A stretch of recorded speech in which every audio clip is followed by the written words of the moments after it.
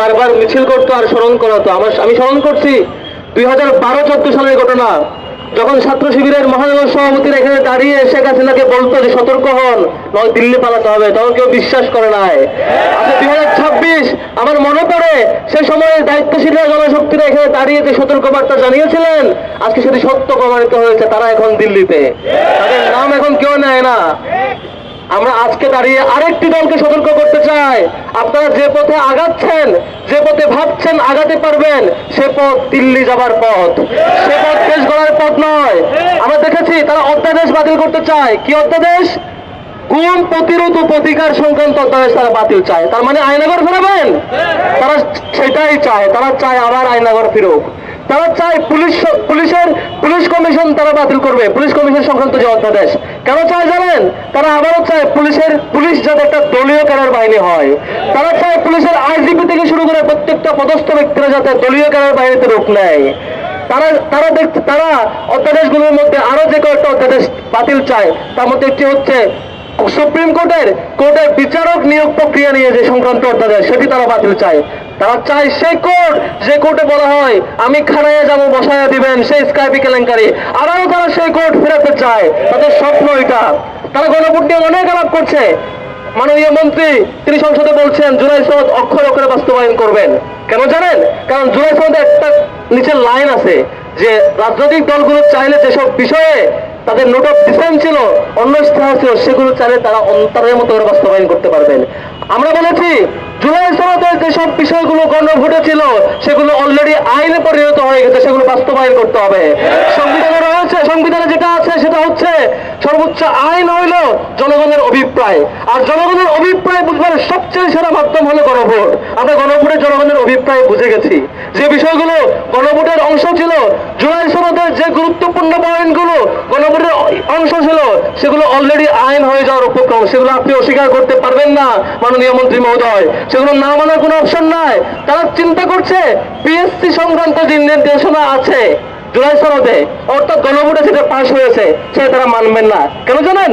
কারণ পিএসসি দিয়ে BCS cadre নিয়োগ হয়, সরকারি কর্মকর্তা নিয়োগ হয়। তারা চায় তাদের হেডকোয়ার্টার থেকে বিসিএস এর নিয়োগ দিতে, তারা চায় মন চাইলে বিসিএস বন্ধ করে দিতে, তারা চায় আগের মতো নির্দিষ্ট একটা কলেজ থেকে তালিকা নিয়ে সরকারি কর্মকর্তা নিয়োগ দিতে। আমরা কি এটা হইতে দিব? আমরা এটা হইতে দিব? যে ভয়ঙ্কর কাজ বিএনপির কাছ থেকে আমরা দেখেছিলাম, বিসিএস বন্ধ করে দেওয়া, নির্দিষ্ট কলেজ থেকে নিয়োগ দেওয়া, সেই বাজে কাজ আওয়ামী লীগ থেকেও দেখি নাই, যেটা আবারও তারা ফিরিয়ে নিতে চায়। আমরা সেই যুগে ফিরতে চাই না। আমরা সতর্ক করতে চাই, আপনারা যেগুলো চাচ্ছেন যে পিএসসি নিয়ন্ত্রণ, তারা আরেকটা জিনিস নিয়ন্ত্রণ করতে চায়, জুলাই সনদে ছিল এবং গণভোটে পাশ হয়েছে, সেটা হচ্ছে মহা হিসাব নিরীক্ষক এবং নিয়ন্ত্রণ নিয়োগ সংক্রান্ত বিষয়। তারা চায় কি জানেন? তারা মন্ত্রণালয়ে কোটি কোটি টাকা লুটপাট করবে, পুকুর চুরি করবে, সাগর চুরি করবে, আর নিয়ন্ত্রক সেটা ধরতে পারবে না। তারা সেটাই চায়, তাদের দলদাসকে এখানে হিসাব নিরীক্ষক এবং নিয়ন্ত্রক বানাবে। আমরা কি এটা হইতে দিব? তারা আরেকটা জিনিস চায়, তারা চায় যে টোটাল এই সিস্টেমে এই যে দুর্নীতি দমন কমিশন স্বাধীনভাবে যাতে ধরতে না পারে, তারা যাতে সরকারের দলদাস বাহিনী হয়, সেজন্য দুর্নীতি দমন কমিশনের নিয়োগ সংক্রান্ত এবং তাদের কাজের প্রক্রিয়া সংক্রান্ত যা যা আছে সব কিছু তারা বাতিল চায়, তারা নতুন করে চায়। তারা একটা জিনিস চায়, জাতীয় মানবাধিকার কমিশন।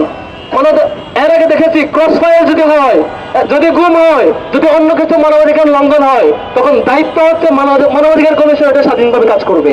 সেজন্যই ইন্টারিম গভর্নমেন্ট সেজন্য একটা অধ্যাদেশ করেছিল সেই সময়টাতে। তারা এখন চায় সেটি বাতিল হোক। তার মানে তারা ক্রস ফায়ার দেবে, তারা গুম করবে, তারা মামলা বাণিজ্য করবে, তারা থানা কর্তৃক ব্যবস্থাপনায় তারা চাঁদাবাজির সাম্রাজ্য করে তুলবে, আর কেউ কিছু বলতে পারবে না।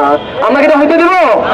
আমরা জুলাইয়ের রক্ত এখনো শুকায় নাই। আপনারা যে ফেসিবাদের পথ চাচ্ছেন, আমি একটা বিনীত অনুরোধ করি আপনাদেরকে, আপনাদের মন্ত্রণালয় অফিসের সামনে শেখ হাসিনার সেই হেলিকপ্টার করে পালানোর ছবিটা একটু প্রিন্ট করে লাগাই রাখেন, কারণ ওই ছবিটা আপনাকে রিপ্লেস হইতে পারে যে কোনো সময়।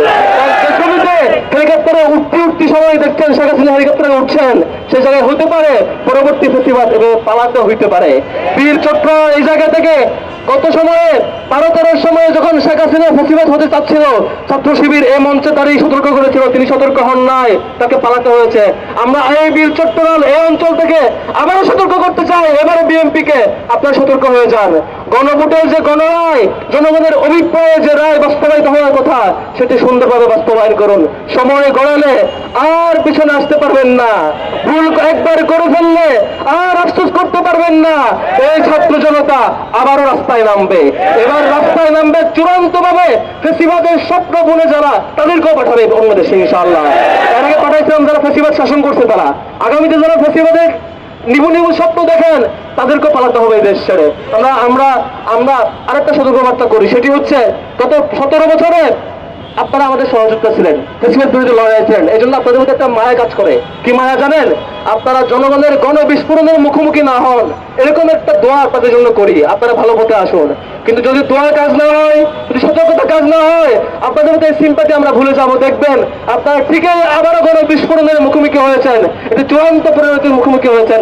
আমরা সাধুবাদ জানাবো, আমরা শুভকামনা জানাবো। যে সময়টুকু আছে আগামী অল্প কয়েকদিন সময়, এই সময়ের মধ্যে জুলাই সনদ, গণভোট এবং সম্ভাব্য যে অধ্যাদেশগুলো আপনারা প্রস্তাবনা দিয়েছেন বাতিল করার জন্য, এইসব বিষয়ে ভালো পথে ফিরে আসুন, জনগণের ভাষায় কথা বলুন, এই মারপেচ আর শিখায়েন না, তাহলে আপনাদের এই চূড়ান্ত পরিবেশের দিকে যাওয়া হইতে পারে।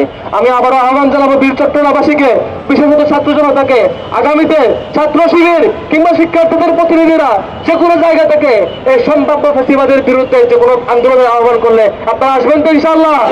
সেই আন্দোলনের অগ্রিম আহ্বান জানিয়ে আমি আমার বক্তব্য শেষ করছি। ছাত্র শিবিরকে ধন্যবাদ, মহানগরের দায়িত্ব শিবিরকে ধন্যবাদ।